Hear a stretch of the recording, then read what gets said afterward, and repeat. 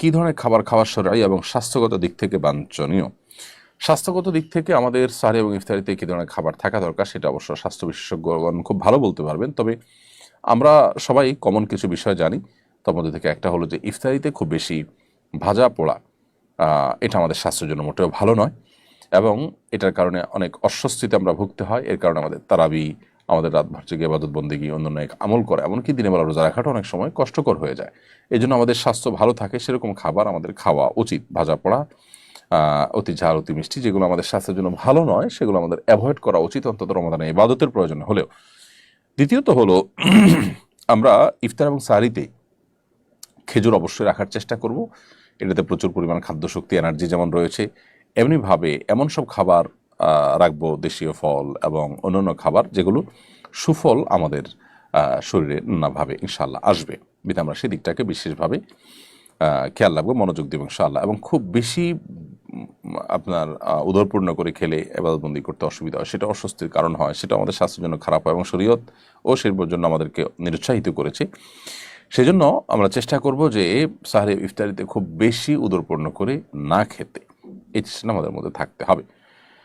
ওমরার জন্য সৌদি আরবে ভ্রমণে মেনিনজাইটিস টিকা নেওয়ার বাধ্যবাধকতা তুলে নিয়েছে দেশের সরকার। বিষয়টা সম্পর্কে আপনার মন্তব্য জানতে চাই। এ বিষয়ে স্বাস্থ্য বিষয়ে বিশেষজ্ঞ কেউ ভালো মন্তব্য করতে পারবেন যে এটা যথাযথ হয়েছে কি হয়নি। তবে আমি একজন সাধারণ নাগরিক হিসাবে যে মন্তব্য করতে চাই সেটি হলো, এই টিকাটা আমাদের জন্য অনেক কষ্টের ছিল নানাভাবে, অতএব এটা তোলাতে বেশ খানিকটা সুবিধা হলো হাজী সাহেবদের। আর সৌদি আরবের আপনার যে আপনার স্বাস্থ্যগত অসুবিধার কারণে বা যে জটিলতার ভিত্তিতে, যে পরিস্থিতির ভিত্তিতে এই টিকা দেওয়ার কথা বলা হচ্ছে, সেটা বহু আগের কথা, বহু বছর আগের কথা। সেই পরিস্থিতি, সেই পরিবেশ সৌদি আরবে এখন আদৌ আছে কিনা আমি জানি না। বিধায় এই টিকা দেওয়ার ফলে অনেকের জ্বর হয়, অনেকে অসুস্থ হয়ে পড়েন, অনেকের জন্য এটা নেওয়া কষ্টকর হয়। বিধায় সেই দৃষ্টিকোণ থেকে আমি এটাকে ভালো মনে করছি একজন নাগরিক হিসাবে। আমার অভ্যাস হলো কাজের ফাঁকে যখনই সুযোগ হয় ইউটিউবে বিভিন্ন স্কলার আলোচনা শোনা। ইদানিং দিনই আলোচনার মধ্যেও নানা ধরনের বিজ্ঞাপন চলে আসে। এক্ষেত্রে আমাদের করণীয় কী? কীভাবে এ ধরনের উপদ্রব থেকে আমরা নিজেদেরকে বাঁচাতে পারি, নিজের চোখকে হেফাজত করতে পারি? প্রিয় ভাই, এ ধরনের পরিস্থিতি আমাদের সবারই কম বেশি পড়তে হয়। খুবই দুর্ভাগ্যজনক একটি বাস্তবতা। আজকাল ফেসবুক, ইউটিউব সহ এমনকি অনলাইনে বিভিন্ন ব্রাউজারে আমাদেরকে সার্চ করতে হয়, আমাদের ব্রাউজ করতে হয়, অনেক কিছু আমাদেরকে খুঁজতে হয়, রিড করতে হয়, স্টাডি করতে হয়। এগুলো করতে গিয়ে আমরা যেমন উপকারী নলেজ অর্জন করছি, সেই সাথে অনেক হারাম দৃশ্য আমাদের চোখের সামনে চলে আসে। আমরা অনবরত গুনাহে লিপ্ত হয়ে যাচ্ছি, আমাদের ঈমান দুর্বল হচ্ছে, আমরা নানান দিক থেকে পিছিয়ে পড়ছি একজন মুসলমান হিসেবে। এই যে আমাদের তাকওয়া এবং ঈমানের ঘাটতি আসছে, দুর্বলতা আসছে, চরিত্র নষ্ট হচ্ছে, এটার থেকে বেঁচে থাকাটা খুবই গুরুত্বপূর্ণ বিষয়। জান্নাতুল ফেরদাউসের অধিকারীদের আল্লাহ রাব্বুল আলামিন তাদের বৈশিষ্ট্য বলেছেন, ওয়াল্লাযীনা হুম লিফুরুজিহিম হাফিজুন, যারা তাদের ইজ্জত, সম্ভ্রম, চরিত্রকে হেফাজত করতে পেরেছে। তো আমরা তো সেটা সোশ্যাল মিডিয়ার এই যুগে, বিশেষ করে এ জাতীয় হারাম বিজ্ঞাপন ইত্যাদি যেখানে অহরহ আসছে, কোনো ভিডিও দেখতে গেলে বিশেষ করে যে হারাম বিজ্ঞাপনগুলো আসে, সেটা থেকে আমরা আত্মরক্ষার কোনো উপায় পাচ্ছি না। এবং ইদানিং যেটা হয়েছে যে কোনো চ্যানেলে মনিটাইজেশন অন করা না থাকলেও সেখানে বিজ্ঞাপন আসে। অর্থাৎ আপনি কোনো চ্যানেলের মালিক, আপনি কোনো ভালো ভিডিও আপলোড করবেন, সেখানে আপনি মনিটাইজেশন করে পয়সা উপার্জন করবেন না, তারপরও সেখানে বিজ্ঞাপন আসবে। অর্থাৎ একরকম বাধ্যতামূলক করে দেওয়া হয়েছে যে আমরা ভিডিও দেখব আর বিজ্ঞাপন দেখব না, এমনটি হতে পারে না।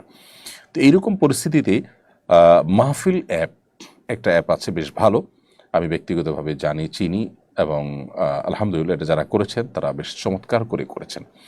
এই মাহফিল অ্যাপটি ব্যবহার করা যেতে পারে। এই মাহফিল অ্যাপের সুবিধা হলো যে এখানে বড় বড় স্কলার, বড় আলেমদের ভিডিও আপলোড করা হয়, আমার ভিডিওগুলো সেখানে আপনি পাবেন। তো মাহফিল অ্যাপে গিয়ে যদি আপনি ভিডিওগুলো দেখেন তাহলে ইনশাআল্লাহ বিইذনিল্লাহ আপনি হারাম অ্যাড মুক্তভাবে ভিডিওগুলো দেখতে পারবেন। তো আমি আপনাকে এই পরামর্শ দিব যে মাহফিল অ্যাপের মধ্যে প্রবেশ করে আপনি আলেমুল আমাদের বক্তব্য, ওয়াজ নসিহত এগুলো শুনুন। ইনশাআল্লাহ আশা করা যায় যে হারাম থেকে বেঁচে থাকতে পারবেন।